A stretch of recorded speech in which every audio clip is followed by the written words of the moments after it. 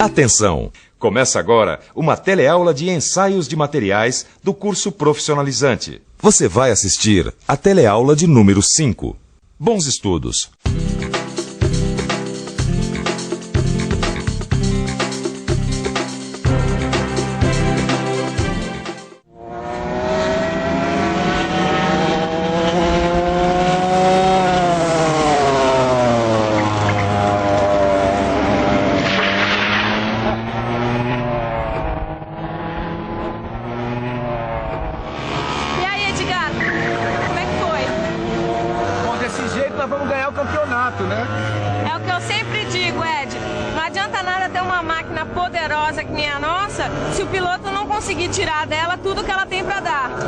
No ensaio de materiais é a mesma coisa. Não adianta nada uma máquina realizar diversos tipos de ensaios se o profissional não sabe analisar os resultados.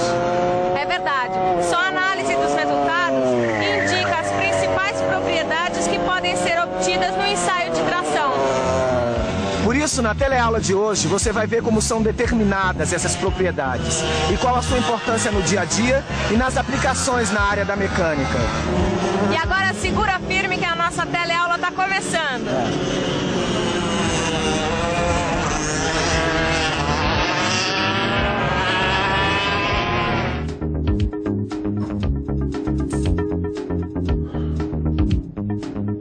E aí, Silva? O que é que manda hoje? Ô, Caio, isso aqui é uma encomenda lá do pessoal da ferramentaria. Tá, e o que é isso aí? É uma peça nova que eles vão produzir por estamparia. O que a gente tem a ver com isso? Escuta aqui, ô Caio, você tá ou não tá fazendo estágio em ensaio de materiais? Tô. Desculpa, Silva. É que hoje eu tô um pouco distraído. Mas eu entendi o que você quis dizer.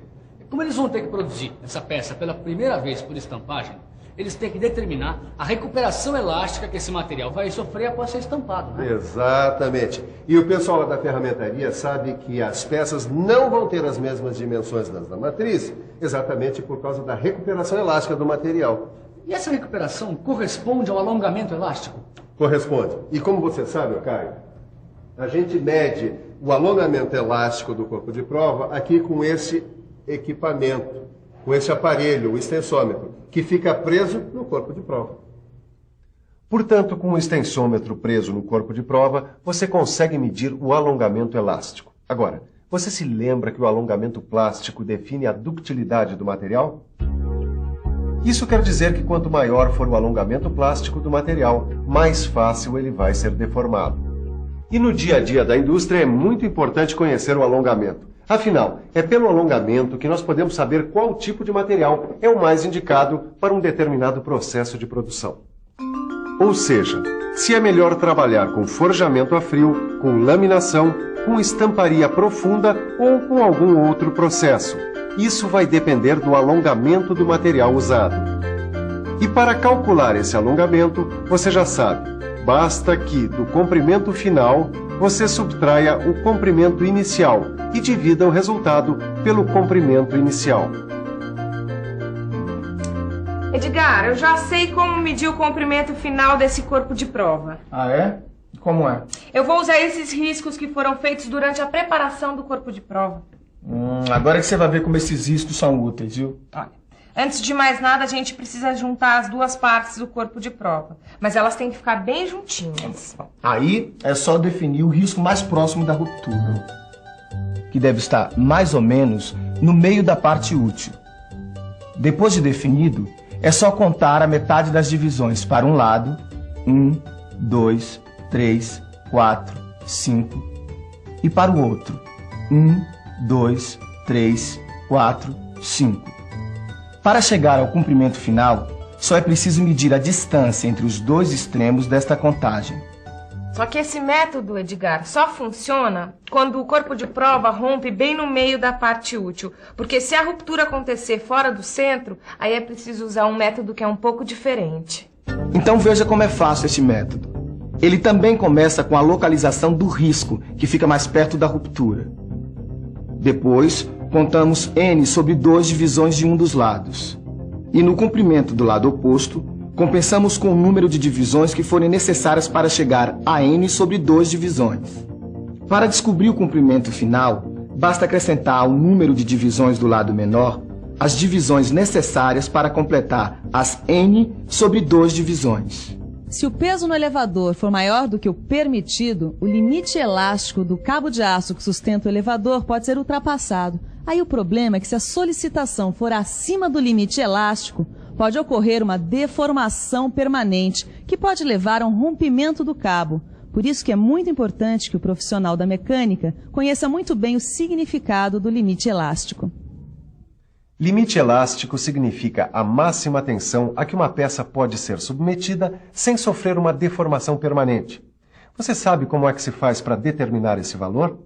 A rigor, seria preciso carregar e descarregar várias vezes, aumentando aos poucos a carga até se chegar a uma tensão que determinasse com precisão uma deformação permanente. É claro que isso ia dar um trabalhão enorme. Foi por isso que, sentindo a necessidade de determinar o limite elástico, em 1939, um cientista chamado Johnson bolou uma maneira de determinar o limite elástico aparente, que acabou sendo batizado de limite Johnson.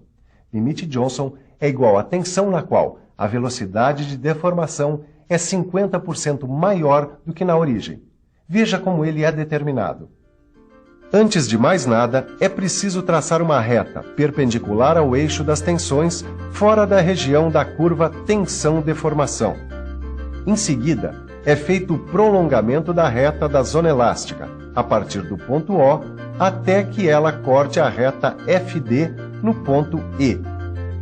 Depois, é preciso marcar o ponto D, para que a medida do segmento FD seja igual a 1,5 vezes o segmento FE. Agora é só riscar a reta OD e traçar a reta MN, paralela à reta OD, tangenciando a curva tensão-deformação. Aí está. O limite Johnson é o valor de tensão do ponto tangencial A. Tá aqui, Silva. Já achei o limite Johnson desse corpo de prova. Ah, muito bom. Ô, Caio, você sabe que existe uma alternativa para o limite elástico? Não, qual é? É o limite de escoamento. É que ele também define o começo da deformação permanente. E como é que eu acho o limite de escoamento, então? É só prestar atenção na parada da escala da força durante o ensaio e no patamar produzido aqui por esse gráfico pela própria máquina.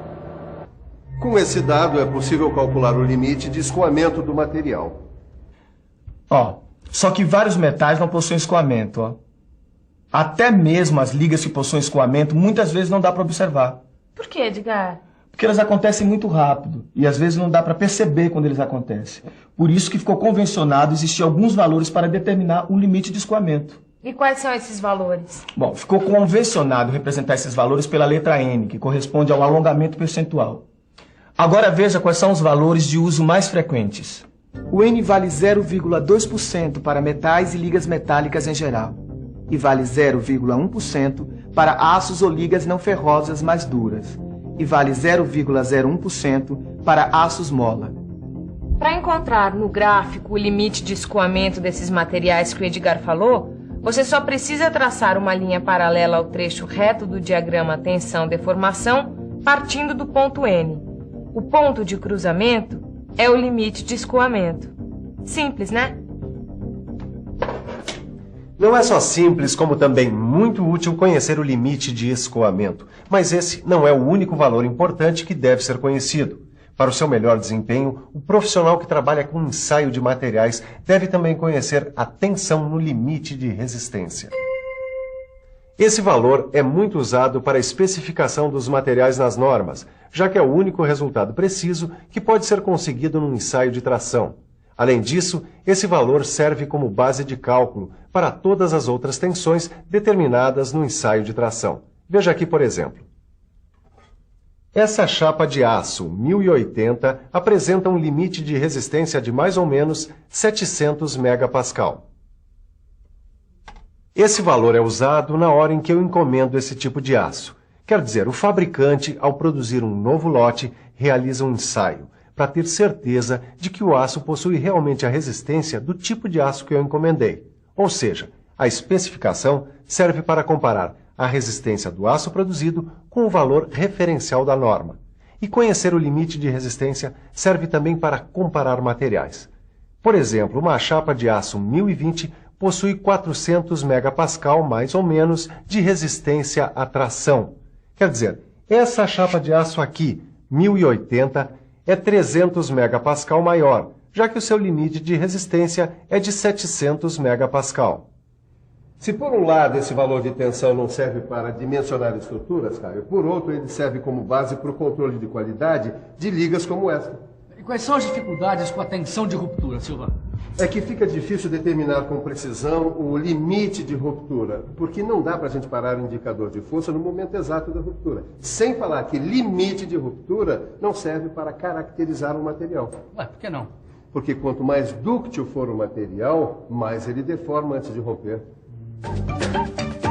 E atenção, se liga aí que é a hora da revisão. Na teleaula de hoje, você aprendeu a calcular o alongamento de um corpo de prova, viu como é determinado o limite elástico, o limite de escoamento e ainda ficou sabendo quais são as dificuldades com a tensão de ruptura. Com essa quarta e última teleaula sobre ensaio de tração, você já está pronto para um novo tipo de ensaio. Ele se chama ensaio de compressão. Mas esse é um outro assunto que fica para a próxima teleaula.